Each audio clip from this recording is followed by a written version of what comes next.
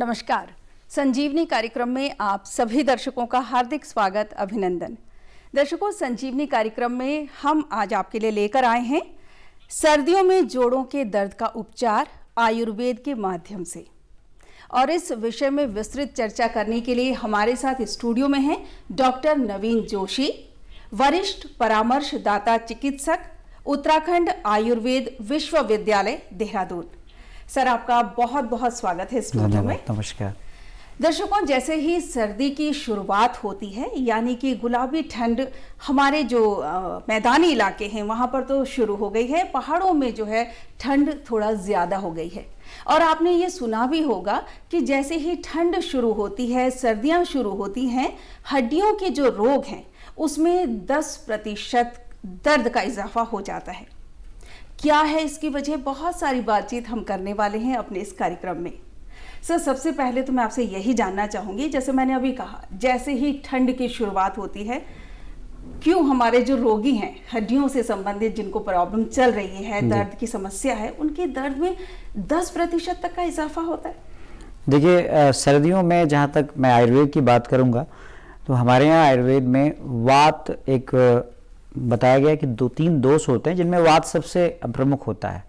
तो सर्दियों में अक्सर जो है ये वात बढ़ जाता है और जिससे इसको वात व्याधि या हम गठिया कहते हैं और बोलचाल की भाषा में गठिया बाई कहते हैं। तो ये समस्या बढ़ जाती है और अक्सर लोग जो है, जैसा आपने कहा कि पहाड़ों में विशेष रूप से आप देखा गया है कि ये जोड़ों के दर्द, सूजन, इस प्रकार की समस्याएं बढ़ जाती हैं क्योंकि ठंड ज्यादा होती है जी, इसी वजह से। जी सर, अगर हम अर्थराइटिस के बारे में थोड़ा सा जानना चाहेंगे, क्या है अर्थराइटिस? देखिए, अर्थराइटिस जैसा कि आर्थ्रस शब्द से बना है। अर्थ्रस का अर्थ होता है जॉइंट यानी कि जोड़, और आइटिस शब्द का मतलब ही है इन्फ्लेमेशन यानी सूजन। तो जोड़ों में होने वाली जो भी सूजन है वो सब आर्थराइटिस के अंतर्गत आती है। जी। तो जैसे इसमें हम कई बार ऐसा सुनने में आता है, जैसे अभी आपने कहा गठिया, अक्सर चर्चा करते हैं लोग कि जब भी घुटने में दर्द है तो बोलेंगे कि गठिया हो गया है। तो कितने प्रकार के होते हैं अर्थराइटिस? जी, गठिया जो है मूल रूप से एक तो हमारे पास बुढ़ापे में जो मरीज आते हैं यानी ओल्ड एज में होने वाला गठिया, जिसे हम संधिवात कहते हैं। जैसे कि आप समझते हैं कि हमारे जो जोड़ हैं वो उनमें आपस में वो हमेशा वो मूवमेंट में रहते हैं और उनके बीच में एक लुब्रिकेशन के लिए एक फ्लूइड होता है, और जैसे जैसे हमारी उम्र बढ़ती है तो वो फ्लूइड कम होता चला जाता है, जिसकी वजह से जॉइंट्स आपस में घिसने लगते हैं। तो एक उसके कारण जोड़ों के घिसने से होने वाला जो गठिया है उसे हम ऑस्टियोआर्थराइटिस कहते हैं या आयुर्वेद की भाषा में उसे संधिवात कहते हैं। आम भाषा में लोग बोलते हैं कि घुटनों के बीच की ग्रीस जो है, बिल्कुल सही, ग्रीस खत्म हो गई कहते हैं। तो ये जैसे उम्र बढ़ती है, इसमें 40 साल 42 साल की बाद ऐसी ये स्वाभाविक रूप से ये डिजेनरेशन होता है जॉइंट्स का, और ये मिलता है उनमें जिनका लाइफस्टाइल बहुत प्रॉब्लम है या फिर जो एकदम बहुत सीढ़ियाँ चढ़ते हैं, बहुत तकलीफ होती है। और दूसरा जो मैं बताऊं आपको, उसमें छोटे जोड़ प्रभावित होते हैं और अक्सर छोटे जोड़ों में सूजन हो जाती है और उंगलियों की सूजन हो जाती है। और धीरे धीरे अगर व्यक्ति ध्यान न दे तो उसमें सुबह सुबह के समय में जकड़ाहट होती है। जब व्यक्ति सुबह उठता है तो एकदम मॉर्निंग स्टिफनेस होती है। फिर आगे जैसे जैसे बढ़ती है चीज़ें, व्यक्ति ध्यान नहीं देता है तो उसको चलने में तकलीफ होती है, डिसेबिलिटी जिसको हम बोलते हैं, विकलांगता होती है। और अगर फिर भी उसने ध्यान न दिया तो आगे जाकर के ये कहीं ना कहीं परमानेंट डिफॉर्मिटीज में बदल जाता है, जिसे आधुनिक भाषा में रूमेटॉइड आर्थराइटिस कहते हैं और आयुर्वेद की भाषा में इसे आमवात कहते हैं। आमवात जी सर, तभी हमने देखा है कुछ लोगों की जो उंगलियां हैं, उनकी जो ज्वाइंट्स होते हैं, जोड़ होते हैं, वहां पर छोटी छोटी गांठें बन जाती हैं और वहीं से वो डी शेप हो जाती हैं। बिल्कुल सही कहा आपने, ये डिफॉर्मिटी होती है, स्वान नेक डिफॉर्मिटी बोलते हैं इसको। उंगलियां बिल्कुल टेढ़ी हो जाती है और फिर ये परमानेंट डिसेबिलिटी हो जाती है, डिफॉर्मिटी हो जाती है, जिसे बहुत ठीक करना बड़ा मुश्किल होता है। और जो तीसरे तरह का है, जो खान पान की समस्या या शरीर की मेटाबॉलिज्म की गड़बड़ी से होती है, जिसको हम लोग आमतौर जो है भाषा में इसको यूरिक एसिड का बढ़ जाना कहते हैं। तो ये वात रक्त कहलाता है, जिसे गाउटी आर्थराइटिस कहते हैं। नोड्यूल इसमें भी बनते हैं पर ये गाउटी नोड्यूल्स यूरिक एसिड के डिपोजिशन के कारण बन जाते हैं। तो मूल रूप से 3 प्रकार का गठिया होता है। एक तो संधिवात जिसे ऑस्टियोआर्थराइटिस कहते हैं, दूसरा आमवात जिसे रूमेटॉइड आर्थराइटिस कहते हैं, और तीसरा जो है मैंने आपको अभी बताया जो गाउटी आर्थराइटिस है जिसे हम वात रक्त कहते हैं। सर, अगर संधिवात की मैं बात करूं तो जैसे आपने कहा कि जो गठिया है, जो जिसका डी शेप होता है, वो तो हमें दिख जाएगा। आम वात की जो समस्या हम बात कर रहे हैं, संधिवात की जैसे अभी आपने बात की, तो उसमें हमें पता कैसे चलेगा कि संधिवात है? संधिवात में और आम वात में बहुत अच्छा सवाल पूछा है आपने। ये बहुत जानना जरूरी है कि जो संधिवात में या ऑस्टियोआर्थराइटिस में जॉइंट्स में एक आवाज आती है, एक क्रेपिटेशंस आता है, कटकटाहट की आवाज आती है। मरीज अक्सर कहता है कि मेरे घुटनों से आवाज आती है, तो ये एकदम इंडिकेट करता है कि there is some problem in the weight bearing joint, और स्पेशली जहाँ पर हमारा वजन आता है, जैसे नी जॉइंट्स में आपको प्रॉब्लम आएगी, एल्बो जॉइंट्स में प्रॉब्लम आएगी, इस प्रकार की जॉइंट्स में प्रॉब्लम आती है संधिवात में। और आम वात में जो है हमारे छोटे जॉइंट्स इन्वॉल्व होते हैं, जैसे फिंगर्स हैं, फैलेंजेज हैं, उंगलियों के बीच के जॉइंट्स हैं, ये इन्वॉल्व होते हैं। तो इस प्रकार से हम इसको अलग कर सकते हैं कि जैसे कि जो संधिवात का मरीज है, एक तो ज़्यादा उम्र वाला होगा और उसमें जोड़ों में आवाज़ आएगी, और अक्सर वो जो है वो उसको उसकी चाल भी बदल जाती है, वो दर्द के मारे उसकी जो है चलने का तरीका बदल जाता है। और आप सभी जानते हैं कि बाद में जाकर के वो इतने जॉइंट्स इतने प्रॉब्लम करने लग जाते हैं, यानी हम कहें कि वो जॉइंट इतने डैमेज्ड हो जाते हैं कि आजकल अक्सर वो लोग घुटना प्रत्यारोपण की तरफ चले जाते हैं। तो ये संधिवात है। आम वात की जो बात हम करते हैं, तो आम वात में एक बहुत इंपॉर्टेंट चीज़ जो मैंने बताई थी कि सुबह बुखार भी आता है, मॉर्निंग स्टिफनेस भी रहती है, सूजन रहती है। अक्सर शुरुआत में जब मरीज आता है तो वो सूजन लेके आता है, उसके हर छोटे उंगलियों में सूजन होगा और वो इतना दर्द से परेशान होगा। उसके लिए आयुर्वेद में टर्म यूज किया गया है, उसको बिच्छू के काटने जैसी वेदना होती है। ये एक स्पेशल टर्म यूज किया गया है, तो जिससे इस प्रकार की गठिया को हम पहचान सकते हैं। तो ये दूसरा प्रकार का है। और तीसरा जो अभी हमने डिस्कस किया कि जो यूरिक एसिड के बढ़ने से है, उसमें हमारे जो अंगूठे होते हैं, बेसिकली वो अंगूठे में वहाँ पे डिपोजिशन स्टार्ट होता है। व्यक्ति सबसे पहले स्टार्ट में कहता है कि मेरे को अंगूठे के आसपास दर्द हो रहा है, इस प्रकार की चीज़ें वो बताता है, और उसको बाकी सूजन वगैरह कहीं जोड़ों में छोटे में नहीं मिलता है। तो फिर ऐसे में चिकित्सक उसका यूरिक एसिड टेस्ट कराते हैं और यूरिक एसिड का लेवल बढ़ा होता है। तो फिर इन तीनों की चिकित्सा अलग अलग होती है। जी। अच्छा सर, जैसे अभी आपने कहा संधिवात, तो एक वजह हमें मिल गई कि उम्र की वजह से घुटनों में या कंधों में आवाज आती है चलते समय, तो हम समझ जाएंगे कि ये संधिवात है, ऑस्टियोपोरोसिस है। और ये महिलाओं और पुरुषों में ज्यादा सुनने में आता है कि महिलाओं में एक्चुअली अगर हम रेशियो देखें तो सबसे ज्यादा महिलाएं इससे पीड़ित होती हैं, और इसके पीछे बहुत सारे और भी कारण हैं। मेनोपॉज के बाद भी ये समस्या बढ़ जाती है, और इसमें कुछ ना कुछ लाइफस्टाइल रिलेटेड प्रॉब्लम्स भी हैं, डाइटरी प्रॉब्लम्स भी हैं, इंडोक्राइन प्रॉब्लम्स भी हैं। थायराइड की जिनको प्रॉब्लम होती है उनको अक्सर इस प्रकार की प्रॉब्लम्स बढ़ने की संभावना होती है। इसमें हिस्ट्री भी मिलती है, जेनेटिक हिस्ट्री भी होती है, बहुत सारे कारण हैं। कुल मिला के कहने का अर्थ ये है कि ये तीनों ही गठिया जो हैं वो खतरनाक हैं। अगर इसको समय पर ट्रीट ना किया जाए तो ये आगे जाकर के बड़े ही दुखदायी बन सकते हैं। सर, संधिवात के बारे में तो आपने बता दिया हमें, आम वात के बारे में बताइए कि ये किस तरह से होता है, क्यों होता है ये? देखिए, हमारे यहाँ आमवात जैसा शब्द आपने आयुर्वेद का इस्तेमाल किया है, तो हम इसको यूँ बताते हैं कि आमवात के बारे में कहा जाता है कि जब व्यक्ति खान पान की असावधानी करता है,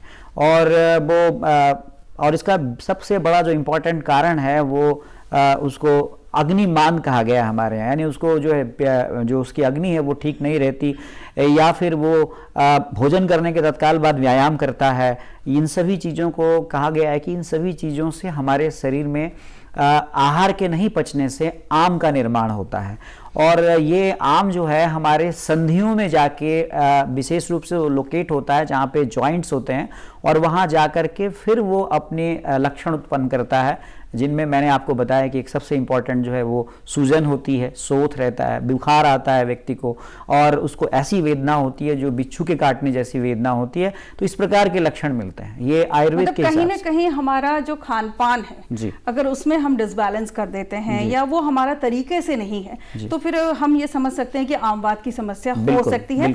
उम्र का इसमें कोई संबंध? देखिए, आमवात जो है वो बच्चों में भी मिल सकता है, ऐसा नहीं है। जिसको हम रूमेटिक प्रॉब्लम कहते हैं वो बच्चों में भी मिल सकता है। ये मिडिल एज में भी मिल सकता है। ये वंशानुगत भी हो सकता है? ये वंशानुगत भी होता है। इसकी इटियोलॉजी कई मॉडर्न साइंस में अननोन है, इसको वंशानुगत भी कहते हैं। और हमारे यहाँ इसको सिंपली कहा गया है कि ये आप विरुद्ध आहार करते हैं, मंदाग्नि है आपको, आप बहुत सीडेंट्री लाइफस्टाइल लीड करते हैं और आप भोजन करने के तत्काल बाद व्यायाम कर लेते हैं, और इस प्रकार से जो है जो आम है ये वायु के द्वारा प्रेरित किया जाता है और सारे संधियों में ये स्थित हो जाता है। और इस प्रकार से संधियों में जाकर के वो विभिन्न प्रकार के लक्षण जैसे सूजन है, सुबह के टाइम पे जकड़न है, और ये सभी लक्षण उत्पन्न करता है, बुखार है, इस प्रकार के लक्षण उत्पन्न करता है। एक और बच गया। अब आपने कहा कि यूरिक एसिड के बढ़ने से भी जो है एक तरह की गठिया होती है, उसके बारे में बताएं। जी, इसे आयुर्वेद में वात रक्त कहा गया है। यानी कि एक प्रकार से समझिए कि आप जैसे हम रक्त में यानी ब्लड में एक प्रकार से कंपोनेंट यूरिक एसिड जिसे बाहर जाना चाहिए, जिसको एक्सक्रीशन होकर के बाहर निकलना चाहिए, वो यूरिक एसिड का डिपोजिशन हो जाना। तो यूरिक एसिड का डिपोजिशन चूंकि एक टॉक्सिक मटेरियल है, तो शरीर में अगर ये डिपॉजिट होगा तो निश्चित है कि इससे भी पेन होगा। डेफिनेटली ये जहां डिपॉजिट होता है वो ग्रेविटी के पेरिफेरल पार्ट्स में होता है, तो अंगूठे में सबसे ज़्यादा पेन होगा, उनको पीछे की तरफ एंकल में पेन होगा। तो इस प्रकार से यूरिक एसिड उन लोगों में ज़्यादा देखा जाता है जिनका डाइटरी लाइफस्टाइल बहुत मतलब इरेगुलर है, जो हाई प्रोटीनेशियस डाइट लेते हैं या फिर अल्कोहल लेते हैं या फिर जो है इस प्रकार की बहुत सारे चीज़ें जिनमें नॉन वेजिटेरियन डाइट्स बहुत लेते हैं, तो उनमें इस प्रकार की प्रॉब्लम ज़्यादा देखी जाती है। या फिर रीनल फंक्शंस ठीक ना हो, किडनी सही से काम ना कर रहे हो, उन सभी स्थितियों में ये मिलता है। जी अच्छा सर, ये बताएं कि क्या सिर्फ और सिर्फ खान पान इसकी वजह है? देखिए, खान पान यूरिक एसिड के लिए खान पान तो हम एक वजह उसको मान सकते हैं, लेकिन केवल खान पान ही इसकी वजह नहीं है। इसके लिए हमें एक्चुअली हमारे अपने शरीर की मेटाबॉलिज्म का सही होना बहुत ज़रूरी है, यानी कि हमारे शरीर की चयापचय क्रिया, क्योंकि यूरिक एसिड सामान्य रूप से हम सभी में बनता है लेकिन वो किडनी से बाहर निकलता है, तो कुछ लोगों में ये ज़्यादा मात्रा में बन रहा है, या फिर एक प्यूरिन नाम का एक प्रोटीन होता है जिसका मेटाबॉलिज्म बिगड़ जाता है, जिसकी वजह से ये यूरिक एसिड के क्रिस्टल्स जो हैं वो डिपॉजिट होते हैं।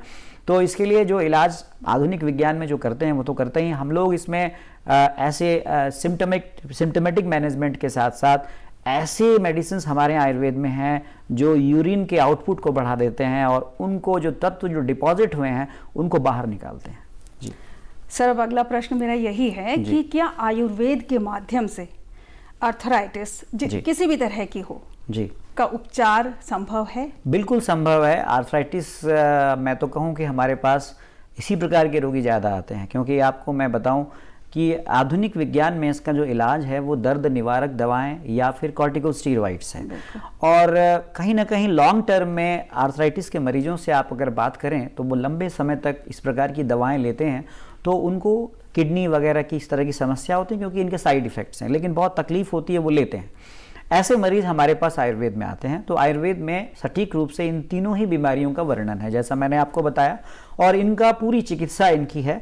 तो इसमें दो प्रकार की चिकित्साएं बहुत इंपॉर्टेंट होती है। एक तो हम औषधि से ठीक करते हैं, दवाओं से ठीक करते हैं, जिसमें कि हम बहुत सारे हमारे पास ऐसे नेचुरल एनाल्जेसिक्स मेडिसिन हैं, एंटी इन्फ्लेमेटरी हैं, जिनको गुगुल कहते हैं। जैसे हमारे पास गुगुल की बहुत सारी वेराइटीज़ हैं ये, और इसके अलावा हमारे पास ऐसे काढ़े हैं, सबसे बड़ी बात है बहुत सेफ हैं, जो जिनका आपने नाम भी सुना होगा, दशमूल काढ़ा बोलते हैं, महाराष्ट्र आदि काढ़ा बोलते हैं। ये काढ़े ऐसे हैं कि जो एकदम से पेन और इन्फ्लेमेशन में बहुत बहुत फ़ायदा करते हैं, तो ये तो मेडिसिन से ठीक करते हैं। दूसरा जो है एक शोधन चिकित्सा है, जिसमें हम क्लीनिंग करते हैं, डिटॉक्सिफाई करते हैं बॉडी को, जिनमें पंचकर्म एक चिकित्सा होती है, जिसमें कि हम देखते हैं कि ये कौन सा गठिया है, कौन सा वात व्याधि है, किस प्रकार का गठिया है, तो कहीं पर हम ड्राई उसको हम स्वेदन देते हैं। जांच के माध्यम से पता चल जाता है कि किस प्रकार का गठिया है? देखिए बिल्कुल, ये जांच से भी पता चल जाता है। अगर हम मॉडर्न डायग्नोसिस से देखें तो सिंपली जो है रूमेटॉइड आर्थराइटिस में RA फैक्टर बढ़ा होता है, ESR लेवल रेज्ड होता है, और आयुर्वेद के हिसाब से देखें तो इसके जो पैरामीटर्स अलग हैं। दूसरा, जैसा आपने ऑस्टियोआर्थराइटिस का, इसके लिए एक्सरे कराते हैं, एक्सरे में साफ दिख जाता है कि जॉइंट्स जो हैं वो डिजेनरेटेड हैं, ऑस्टियोपोरोटिक चेंजेस दिख रहे हैं, मरीज में हिस्ट्री मिलती है, उससे एकदम आइडेंटिफाई हो जाता है। और तीसरा जो आपने यूरिक एसिड का वात रक्त जो हमने अभी चर्चा की, उसका सिंपली हम सीरम यूरिक एसिड कराते हैं और वो बढ़ा हुआ आता है। तो इनको जांच से भी हम देख सकते हैं, क्लिनिकल सिम्टम्स से भी हम उसको एसेस कर सकते हैं और इस प्रकार से हम इनकी डायग्नोसिस बना सकते हैं। अच्छा, एक प्रश्न मेरे जहन में ये आ रहा है कि जब भी किसी को घुटने का दर्द है या कंधे का दर्द है तो सबसे पहले वो आयुर्वेद की तरफ नहीं जाता, वो एलोपैथ की तरफ जाता है, और वो भी डॉक्टर के पास ना जाकर वो ओवर द काउंटर जाकर एक कैल्शियम की टैबलेट, एक पेन किलर ले लेता है, क्योंकि उसको बहुत जल्दी से आराम की ज़रूरत होती है। दर्द निवारक जो दवा होती है वो ले लेता है। आयुर्वेद में ये कहा जाता है कि आयुर्वेद की जितनी भी दवाओं का सेवन हम करते हैं उसे हमें बहुत लंबे समय तक करना पड़ता है, तब जाकर जो है हमें कुछ आराम मिलता है। इसके बारे में बताएं। ये एक भ्रांति है, आपने अच्छी बात बताई। लोगों में यही जागरूकता लाने की ज़रूरत है। अगर मैंने बताया कि लाक्षणिक चिकित्सा लेते हैं लोग और बहुत जल्दी उसका उपचार चाहते हैं, क्योंकि उनको अपनी दैनिक जीवन गतिविधियों में तकलीफ होती है, दर्द बहुत तकलीफ देता है, रात में नींद नहीं आती, बहुत सारी परेशानियां होती हैं। तो ऐसे में व्यक्ति तुरंत फुरंत हो जाता है और वो एक तो सस्ता और तुरंत सुलभ मिल जाता है तो वो ले लेता है। लेकिन वही मरीज 5 साल 6 साल तक वो दवाओं को लेने के बाद अपना जब वो किडनी फंक्शन टेस्ट कराता है तो पता चलता है कि उसका क्रिएटिनिन बढ़ा हुआ है, उसका अब जो है ब्लड यूरिया लेवल बहुत बढ़ गया है और अब वो उन दवाओं पर डिपेंडेंट हो गया है, साथ साथ उसकी किडनी भी अब काम नहीं कर रही है। ऐसी स्थिति में ये बहुत ज़रूरी है जानना कि आयुर्वेद को अगर शुरू से अपनाया जाए, क्योंकि हमारे पास दिक्कत ये आती है कि रोगी क्रॉनिक कंडीशन में आता है, जब उसका रोग बहुत बढ़ चुका होता है, वो तमाम सारी अंग्रेज़ी दवाइयाँ, दर्द निवारक दवाइयाँ, स्टीरॉइड्स ले चुका होता है, उसके बाद वो हमारे पास आता है। तो अगर वो प्रारंभ में ही आ जाता है तो वो बहुत पूरी तरह से क्योर हो सकता है। अब मैं आपको बताऊं कि इसमें शुरुआत में सबसे इम्पॉर्टेंट जो मैंने बताया कि डिटॉक्सिफिकेशन जिसको हम कहते हैं, क्लीनिंग ऑफ द बॉडी, यानी कि जो बॉडी में टॉक्सिन्स बन रहे हैं या फिर उसका मेटाबॉलिज्म बिगड़ गया है, जो मैंने कहा कि अग्नि बिगड़ी हुई है, इसको हम लोग शुरुआत में ही ठीक कर देते हैं। और जहाँ तक कि लोगों के मन में भ्रांति है कि ये बहुत समय लेता है, तो मैं आपको बताऊँ कि ऐसे मरीजों में हमारे आयुर्वेद में ही मर्म नाम की एक चिकित्सा है जो इंस्टेंट रिजल्ट देती है।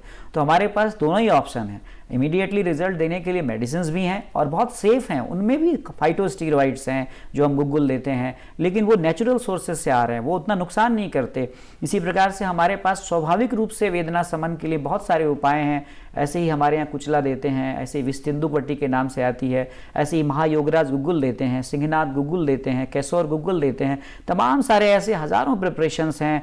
और स्थानिक रूप से हम ऑयल्स का इस्तेमाल करते हैं, जैसे कि अभी घुटनों में स्पेशली एक प्रोसेस किया जाता है जिसको हम जो है जानुवस्ती कहते हैं। तो इस प्रकार की प्रोसेस तमाम सारी हैं जो डिजेनरेशन को भी रोकती हैं और बस्ती एक पूरी चिकित्सा है हमारे यहाँ, जिसमें ये कहा जाता है ना कि आयुर्वेद जो है मैनेज नहीं करता, क्योर करता है, जड़ से खत्म करने की कोशिश करता है किसी भी बीमारी को। तो सर, ऑस्टियोपोरोसिस में जैसे हम बात करते हैं कि वो अक्सर जो आम भाषा में लोग कहते हैं कि ग्रीस खत्म हो गई, तो क्या उसके अभी उपचार है? बहुत जबरदस्त उपचार है इसका। ये मर्म चिकित्सा जो एक चिकित्सा है, ये मैं तो कहता हूं कि अगर लोग अपने शरीर के स्वास्थ्य के लिए इसको निरंतर अपनाएं तो ये ग्रीस तो देखिए स्वाभाविक रूप से जैसे हमारी उम्र बढ़नी है तो ये सब चीज़ें होनी है, लेकिन हम अगर कुछ चीज़ों को अपने जीवन में सम्मिलित कर लें जिनमें योग है, मर्म है, तो हम अपने आप को, अपनी लाइफ स्पैन को बहुत लॉन्ग टर्म तक हेल्दी रख सकते हैं, जिसको सुखायु कहते हैं। यानी कि हम बहुत ओल्ड एज में भी हमारी घुटनों की ग्रीस ठीक ठाक रहेगी। तो इसके लिए हम लोग जानू मर्म, एक मर्म है जिसको उत्प्रेरित करते हैं, जिससे कि ये जो समस्या इंस्टेंट रिजल्ट मिलता है। जैसा कि कहा कि व्यक्ति को कहता है कि इंस्टेंट रिजल्ट नहीं मिलता, इंस्टेंट रिजल्ट मिलता है, बस इसको जानने की और समझने की ज़रूरत है।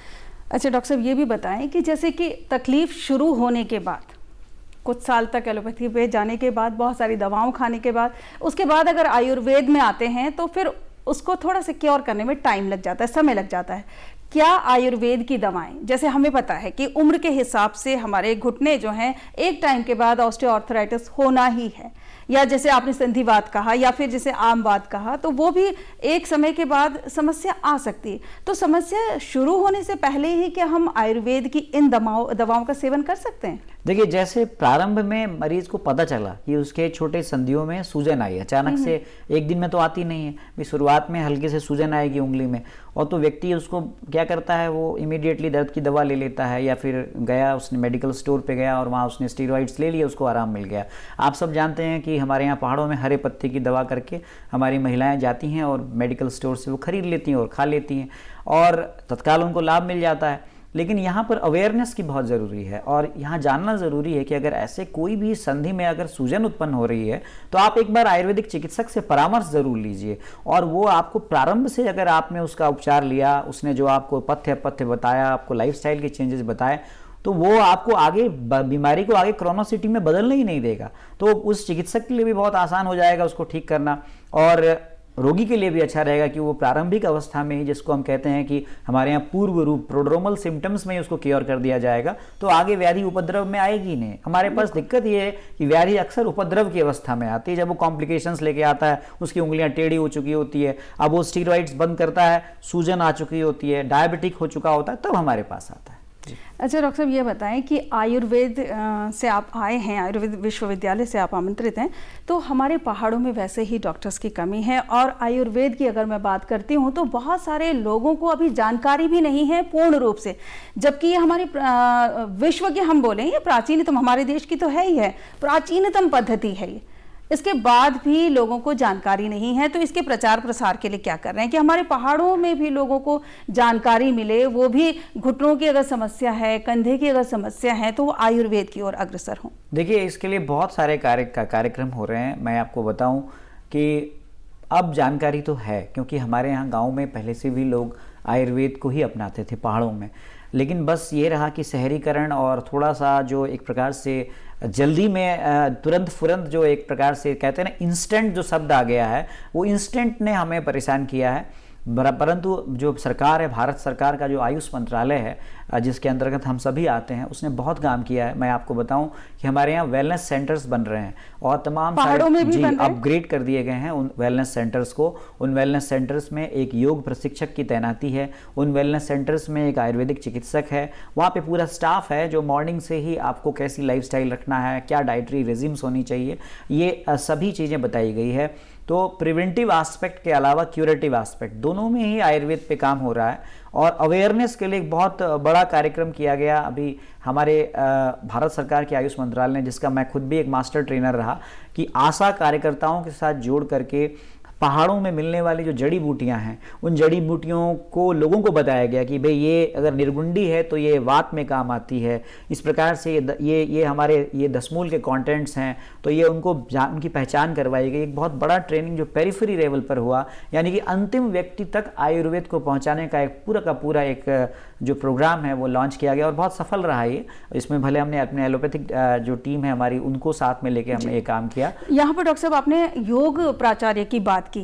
कि आपने हर जो योग प्रशिक्षक बिल्कुल वो रखे हुए हैं, तो वहां पर अब जहां पर ऑर्थराइटिस की बात आ जाती है, वैसे ही घुटने में दर्द है, कंधे में दर्द है, और योग का बड़ा भारी रोल है कहते हैं कि इसमें, लेकिन उनके तो हाथ पैरों में वैसे ही दर्द है, वो किस तरह से योग? देखिए, इसके लिए क्या है कि योग भी एक पूरा प्रशिक्षक के नजर के मॉनिटरिंग में करना जरूरी है। अपने आप ना करें। ऐसे जिनको विकलांगता हो गई है, डिसेबिलिटी आ गई है, या आर्थराइटिस जैसी प्रॉब्लम है, घुटने नहीं मोड़ पा रहे हैं, तो ऐसे में आपको एक कुशल योग प्रशिक्षक के निर्देशन में आपको योग के अभ्यास करने चाहिए। खासकर जो जोड़ों की समस्याएं, इनमें सूक्ष्म व्यायाम कराए जाते हैं, इनमें बहुत इफेक्टिव हैं। और एक बात जो मैं बताना चाहूँगा आपके इस कार्यक्रम के माध्यम से, कि प्राणायाम जो है इसमें, भाई ठीक है आपको अब डिसेबिलिटी है, पेन है, लेकिन प्राणायाम बॉडी में ट्रांसफॉर्मेशन कर देती है। ये बॉडी में एक ऐसा चेंज लाती है जिससे कि व्यक्ति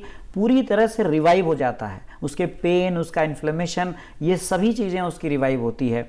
तो योग इसमें बहुत इफेक्टिव है। तो मैं तो आपके माध्यम से ये कहूँगा कि योग और मर्म दो चीज़ों का ज़रूर आप अनुपालन करें। ये किसी योग प्रशिक्षक या किसी कुशल चिकित्सक जो योग में भी एक्सपर्टीज रखता है, उससे आप कांटेक्ट करें। और पहाड़ों में भी जो अपग्रेडेड सेंटर्स हैं, जहाँ पर कि वेलनेस सेंटर्स बना है, आप वहाँ जाएं और वहाँ पर जो चिकित्सक हैं और जो योग प्रशिक्षक हैं, उनसे आप ज़रूर एडवाइस लें। बिल्कुल दर्शकों, एक बात का ध्यान आप जरूर रखिएगा कि अगर आपको पहले से ही समस्या है, जोड़ों में दर्द है, तो अपने आप योग बिल्कुल भी नहीं करेंगे। आप किसी न किसी प्रशिक्षक योगाचार्य से ही संपर्क करें, उनके साथ ही आप योग कर सकते हैं, तभी जाकर जो आपके जोड़ हैं उसमें आराम होगा। अगर आप अपने आप करते हैं तो जोड़ों के दर्द में और ज्यादा बढ़ोतरी हो सकती है। बिल्कुल बिल्कुल। इसके अलावा इसमें जैसा कि मैंने 3 कैटेगरी बताई गठिया की, तो हर कैटेगरी का ट्रीटमेंट अलग है। ये कुशल चिकित्सक ही कर सकता है। ऐसा ना करें कि आप खुद से कहीं से आपने तेल ले आए और आप मालिश करने लग गए, या डॉक्टर साहब एक चीज और होती है, अगर किसी को आराम मिला है जी, तो वही दवा जो है सर्कुलेट हो जाती है औरों में। ये बिल्कुल गलत है, क्योंकि देखिए इसमें एक्सपर्टीज होती है। अगर आयुर्वेद में MD पंचकर्म किया है किसी बंदे ने, किसी डॉक्टर ने, तो वो उसका एक्सपर्ट है। किसी ने जो है काय चिकित्सा में MD करी, जैसे मैं काय चिकित्सा में MD हूँ, तो मैं उसका एक्सपर्ट हूँ। आप जो है अगर आप कहीं सर किसी से जानकारी लेकर के आप जाके कहीं से भी दवा ले आएंगे, तेल मालिश करने लग जाएंगे, तो हो सकता है कि वो आमवाद की अवस्था में आपने आप मालिश कर दी तो सूजन बढ़ जाएगी आपको। तो ये चिकित्सक तय करेगा कि ये कौन सा गठिया है और उस पर कौन सा ट्रीटमेंट देना। कहीं हम ड्राई हीट देते हैं, कहीं हम जो है वो ऐसा जिसमें लिक्विड हीट देते हैं, तो अलग अलग है। कहीं पर हम केवल जो है इंफ्रारेड से ट्रीट करते हैं, बहुत सारी चीज़ें हैं। तो कहीं पर हम जानू वस्ती को सिलेक्ट करते हैं। तो ये एक चिकित्सक के ही निर्देशन में होना चाहिए। डॉक्टर साहब, चलने से पहले जी, सर्दियां हैं और आगे और बढ़ने वाली हैं जी। आर्थराइटिस की प्रॉब्लम जिनको हो रखी है पहले से ही है, किस तरह से वो ध्यान रखें, और बाकी के लोग जिनको आर्थराइटिस की प्रॉब्लम नहीं है लेकिन जोड़ों का दर्द उनको भी थोड़ा बहुत है, तो वो भी किस तरह से ध्यान रखें। बिल्कुल सही है। सर्दियां आपको अब शुरुआत हो चुकी है, तो सबसे पहले तो आप इसमें जहाँ जिनको खासकर सूजन है, जोड़ों में प्रॉब्लम है, तो पहले तो अच्छे कपड़े पूरे पहने, अपने जोड़ों की सुरक्षा जरूर करें आप। दूसरा गर्म कपड़े पहनने आपने। दूसरा, जिनको ऑस्टियोआर्थराइटिस है, ऑस्टियोपोरोटिक चेंजेस है, वो एकदम से सीढ़ी up stairs and down stairs में जाने से अवॉइड करें, क्योंकि उससे और ज़्यादा जोड़ों पर दबाव पड़ेगा और जल्दी से जल्दी घुटने की और स्थितियाँ खराब हो जाएंगी। तीसरी चीज़ जो है, जिनको जो आमवाद की स्थिति है, वो लोग भी अपना जो है पूरा जो पेरिफेरी है, आपकी एक्सट्रीमिटीज़ है, उसको पूरी तरह से ढक के रखें, वार्म रखें, क्योंकि कोल्ड में वो और वहाँ पे आर्टरीज का सर्कुलेशन कम होता है, वैसो कंस्ट्रक्शन होता है और पेन बढ़ जाता है। बिल्कुल, जो भी दर्द वाली जगह है उसको गर्म रखने की कोशिश करें। गर्म रखने की आप कोशिश करें। और ज़रूर एक बहुत इंपॉर्टेंट है, अपने जीवन में एक्टिविटी को ज़रूर आप कोई ना कोई, अगर आपको समस्या स्टार्ट हुई है आप, तो अपने में या तो योग करें या सूक्ष्म व्यायाम करें, किसी निर्देशक के अंदर में करें, लेकिन करें ज़रूर। सीडेंट्री लाइफस्टाइल इन समस्याओं की सबसे बड़ी जड़ है। और तीसरी चीज़, अब बच्चों में जो चीज़ें आज देखी जा रही है, जो फास्ट फूड है या फिर खान पान की गड़बड़ियां हैं, जिनसे मंदाग्नि हो रही है और इस प्रकार से उनमें इस प्रकार की प्रॉब्लम देखी जा रही है, तो इसको भी अवॉइड करने की ज़रूरत है। और तो सर्दियों में विशेष रूप से कपड़े ढंग से पहने और भोजन का बिल्कुल ध्यान रखें। ऐसी चीज़ें ना लें जो वात को बढ़ाए, क्योंकि ये वात व्याधि के अंतर्गत आती है, तो वात को बढ़ाने वाली चीज़ें नहीं लेनी है। और अपना बॉडी को एक्टिव रखना है, वार्म रखना है, चाहे एक्सरसाइज से करें, चाहे आप योग से करें, और इससे आप इसको कंट्रोल कर सकते हैं। बिल्कुल, हमें उम्मीद है हमारे दर्शक जितने भी इस कार्यक्रम को देख रहे हैं, हमारी आज की इस चर्चा से ज़रूर लाभ उठाएंगे। डॉक्टर साहब, आप स्टूडियो में आए, इतनी महत्वपूर्ण जानकारी दी है, आपका स्टूडियो में आने के लिए बहुत बहुत धन्यवाद। नमस्कार दर्शकों, संजीवनी कार्यक्रम में आज इतना ही। अगले अंक में एक नए विषय के साथ हम फिर से उपस्थित होंगे। तब तक के लिए नमस्कार।